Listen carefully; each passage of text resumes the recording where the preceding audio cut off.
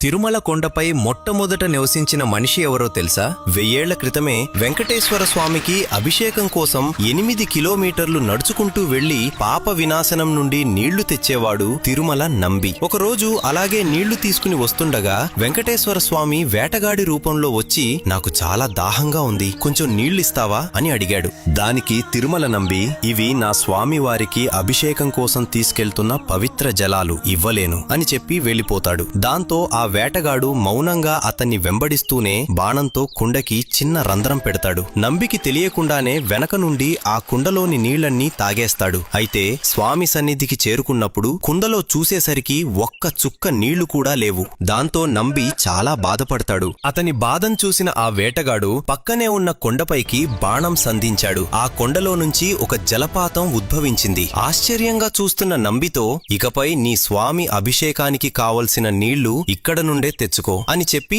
ఆ వేటగాడు మాయమైపోయాడు. ఆ జలపాతాన్నే నేడు మనం ఆకాశగంగా అని పిలుస్తున్నాం. అప్పుడే నంబికి అర్థమైంది, ఆ వేటగాడు మరెవరో కాదు, స్వయంగా తిరుమల వెంకటేశ్వరుడే. ఆ రోజు నుంచే తిరుమల నంబి ఆలయం పక్కనే చిన్న ఇల్లు కట్టుకుని తిరుమల కొండపై మొట్టమొదటి నివాసిగా నిలిచిపోయాడు. ఫ్రెండ్స్, గోవిందా గోవిందా అని కామెంట్ చేసి ఛానల్ కి సబ్స్క్రైబ్ చేసుకోండి.